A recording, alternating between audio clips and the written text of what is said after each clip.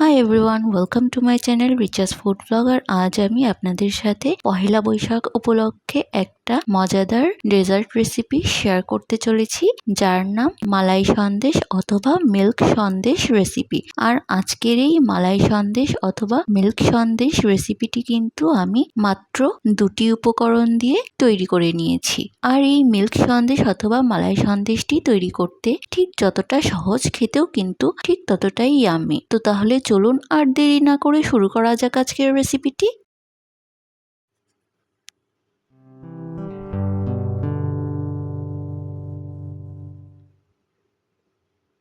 তো মালাই সন্দেশ অথবা মিল্ক সন্দেশ তৈরির জন্য আমি প্রথমে চুলায় একটা সসপ্যানে 1 লিটার পরিমাণ লিকুইড দুধ অ্যাড করে নিয়েছি।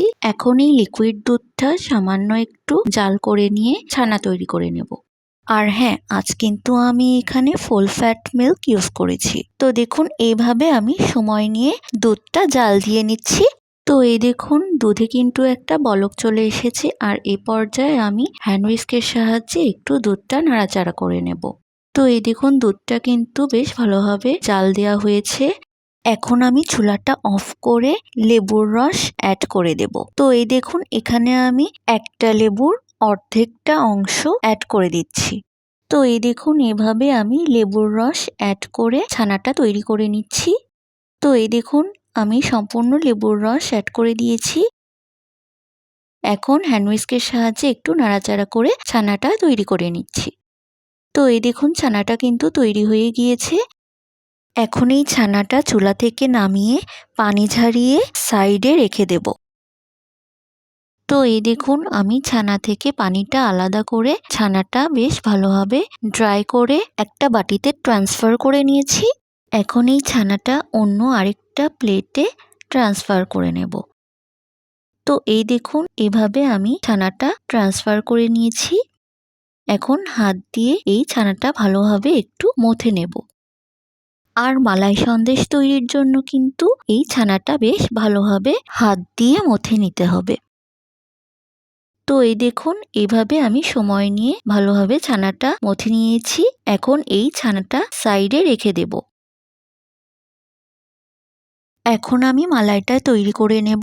এর জন্য চুলায় একটা হাঁড়িতে 1 কাপ পরিমাণ লিকুইড দুধ অ্যাড করে নিচ্ছি।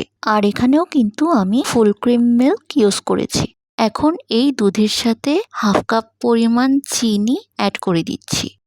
আর এই চিনির সাথে এখানে 1/2 কাপ পরিমাণ গুঁড়ো দুধ অ্যাড করে দিচ্ছি। এখন একটা স্প্যাচুলার সাহায্যে সবকিছু ভালোভাবে মিক্স করে মালাইটা তৈরি করে নিচ্ছি। আর এ পর্যায়ে কিন্তু চুলাটা অফ রাখতে হবে।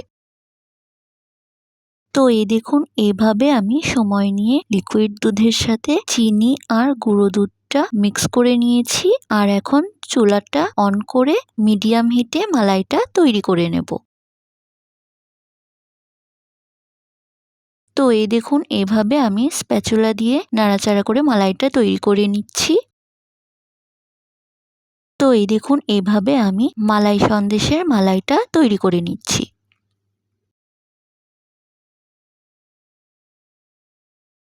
তো এই দেখুন, মালাইটা কিন্তু তৈরি হয়ে গিয়েছে। এখন আমি আগে থেকে তৈরি করে রাখা ছানাটা অ্যাড করে দিচ্ছি।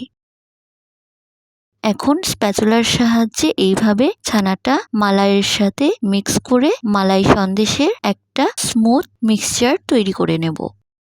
তো এই দেখুন, এইভাবে আমি স্প্যাচুলার সাহায্যে নাড়াচাড়া করে মালাই সন্দেশের মিশ্রণটা তৈরি করে নিচ্ছি। আর এই পর্যায়ে কিন্তু চুলার হিট লোতে রাখতে হবে। তো এই দেখুন, এভাবে আমি সময় নিয়ে স্প্যাচুলার সাহায্যে এই ছানাটা মালাইয়ের সঙ্গে মিক্স করে নিচ্ছি। সো ভিউয়ার্স, এই দেখুন, এভাবে আমি সময় নিয়ে ছানাটা মালাইয়ের সঙ্গে মিক্স করে নিয়েছি।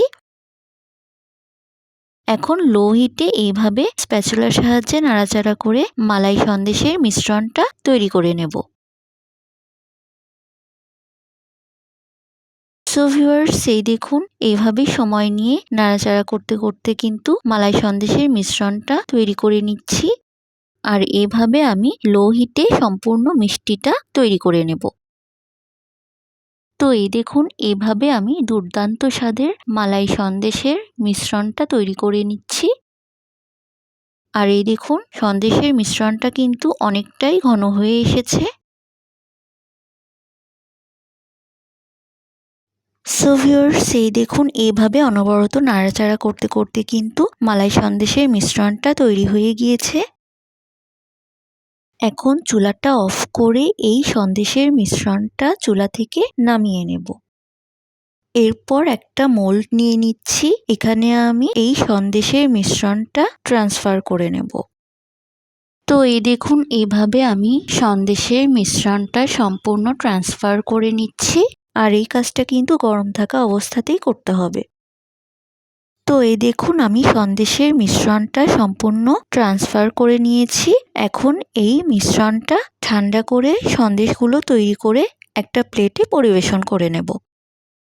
সো ভিউয়ার্স, এই দেখুন আজকের নববর্ষ স্পেশাল মিষ্টির recipe malai Sandesh ready and served. আপনারা কিন্তু এইভাবে শুধুমাত্র দুধ আর চিনি দিয়ে এই মালাই সন্দেশটা ঝটপট তৈরি করে নিতে পারেন। আর এছাড়া আসছে পহেলা বৈশাখে কিন্তু এইভাবে আপনারা শুধুমাত্র দুধ আর চিনি দিয়ে ঝটপট মালাই সন্দেশ তৈরি করে পরিবেশন করে নিতে পারেন। আর তাছাড়া হঠাৎ করে মিষ্টি খেতে ইচ্ছে করলেও কিন্তু এইভাবে মালাই সন্দেশ তৈরি করে পরিবেশন করে নিতে পারেন। আর তাছাড়া অন্য যে কোনো অকেশনেও কিন্তু আপনারা এভাবে ঝটপট মালাই সন্দেশ তৈরি করে পরিবেশন করে নিতে পারেন।